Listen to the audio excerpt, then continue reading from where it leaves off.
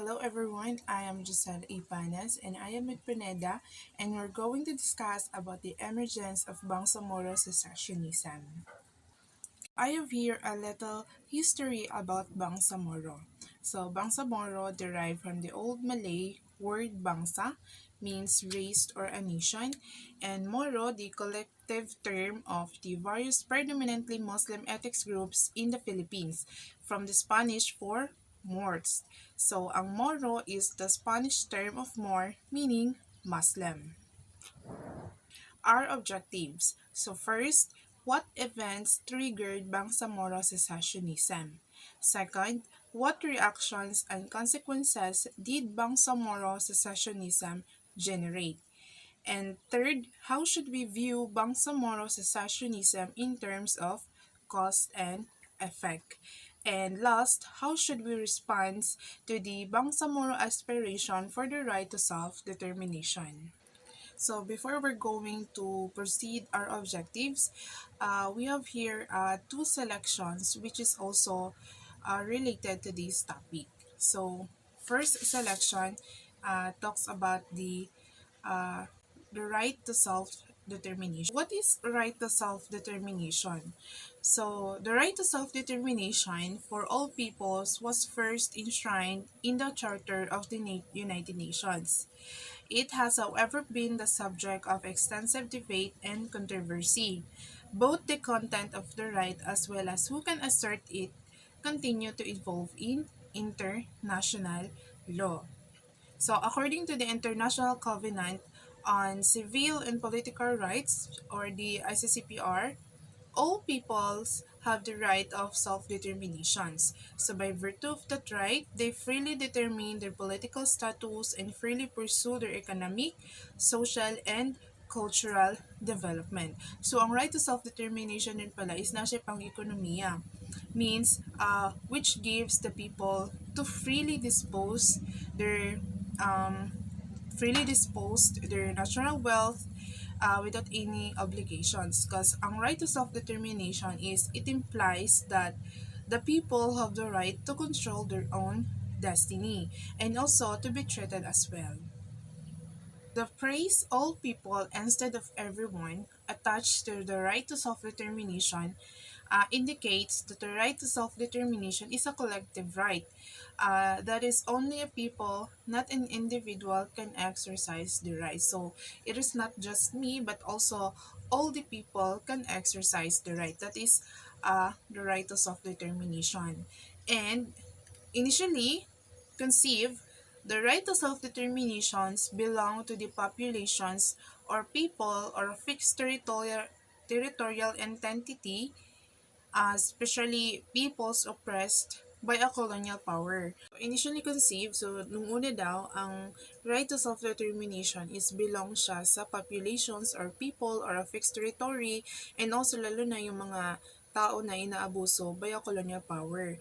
So the declaration of the granting of independence to colonial countries and peoples and the jurisprudence of the International Court of Justice emphasize the connection between the right to self-determination and peoples of colonized territories. So in this context, ang right to self-determination, it can be externally, means ginagamit siya sa pamamagitan ng paghiwalay ng mga colonial power to form a new states. And this external right to self-determination will establish in international law. And more recently, it has been postulated that the right to self-determination can be exercised internally as well. So kanina, ang right to self-determination can be external, na ginagamit siya to separate the colonial power to form a new states.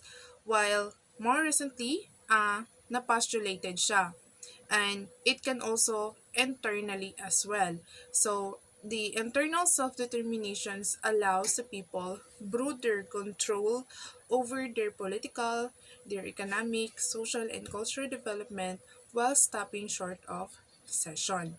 So in this context, di ba na-mention ako ganina nga sa externally nga ang right to self-determination is belong lang siya sa populations of people, fixed territory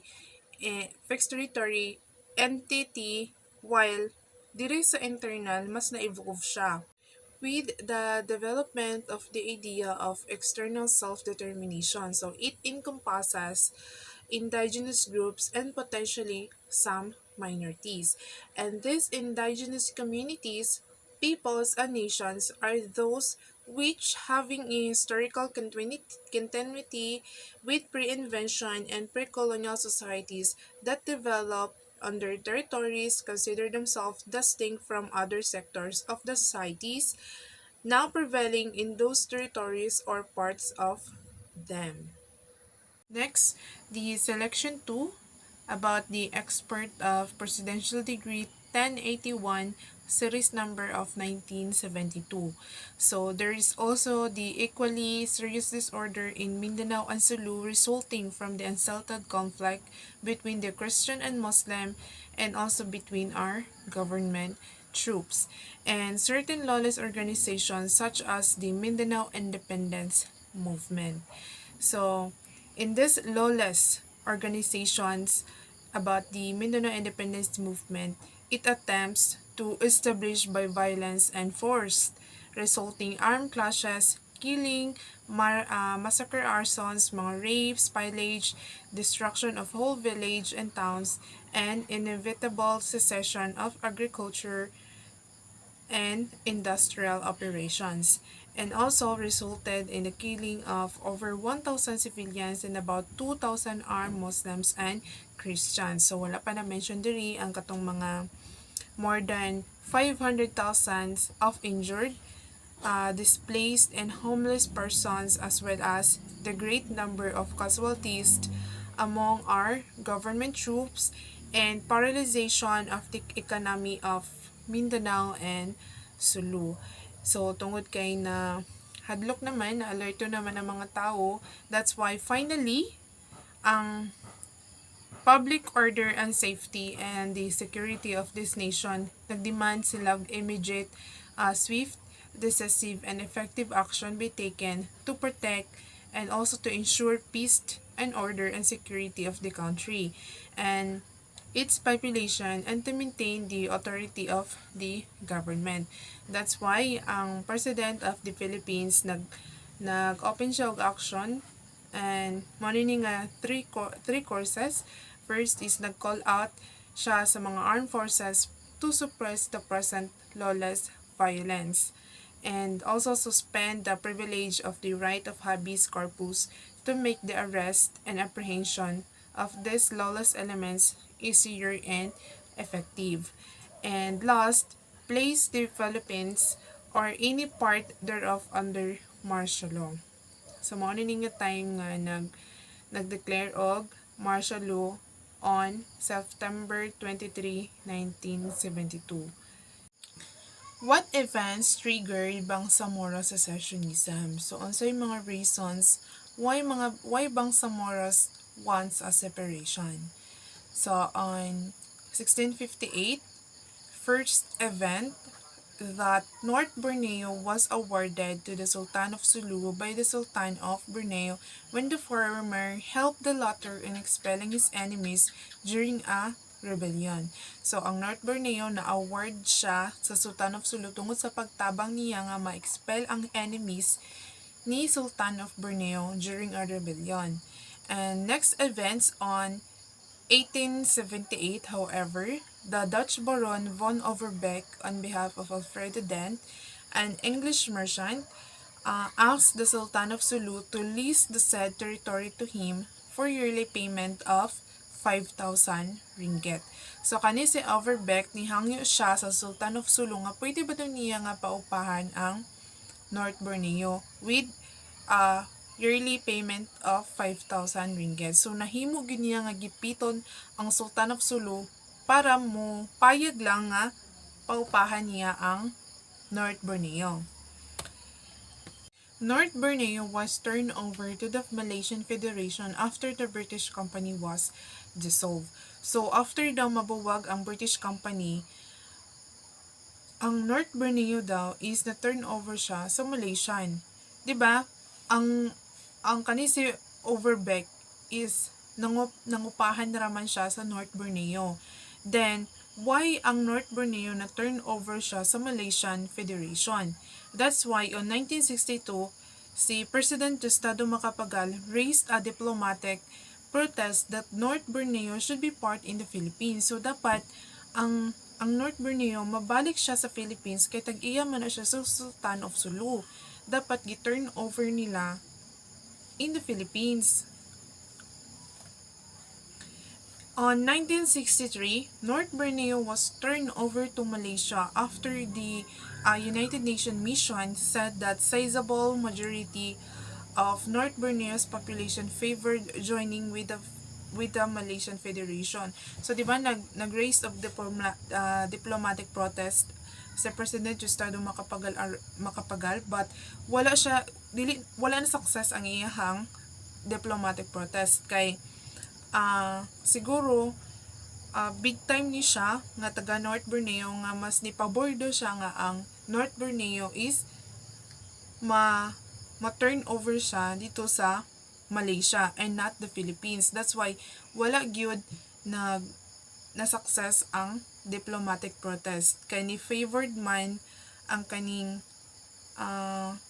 one of the sizable majority, kumbaga isa sa mga tao nga taga North Borneo nga ni favor man siya and ni join man siya sa Malaysian Federation. That's why wala yun sila nabuhat. But when Marcos became president, was reported to have authorized the formation of a top secret military group tasked with infiltrating and attacking Sabah. The recruits were mainly from Sulu and Tawi-Tawi. So the operation was known as Plan Merdelia to liberate North Borneo or Sabah.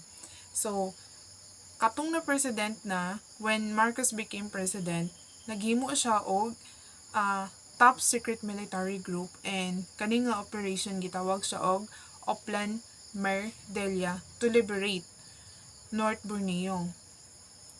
Para mabawi lang gid nila ang North Borneo, naghimo siya og secret nga military group and kani nga mga recruiters were mainly from Sulu and Tawi-Tawi. And kani nga mga recruiters is wala sila ka idea unsa ang ilahang mission. So, Javida Massacre. The Moro trains mutinied after knowing the real missions. They are allegedly ordered to be massacred. So, 68 of the Moro recruits were killed. So, tungod kay katunga time nga nahibalaan na nila kung unsa gid ilahang mission, kumbaga ni atras sila, but after knowing the real missions, gipapatay sila tanan. And 68 of the Moro recruits were killed. But the lone survivor of the massacre, si Jeben Arola, was the instrumental for exposing the incidents. So 69 pala sila lahat. And naa sila'y survivor, which is si Jeben Arola. So what if no kung pati si Jeben Arola is namatay, so luoy kayo sila nga mga inosente nga gipampatay tungod lang ani nga operation. And luoy po kay sila kay namatay sila nga walay justice, nga wala ginahibalan sa pamilya nga ngano. And Arola survived by pretending to be dead and then escaped by swimming from the Corregidor Island to Cavite. And this incident would be known as the Javida Massacre. And that's all. Thank you.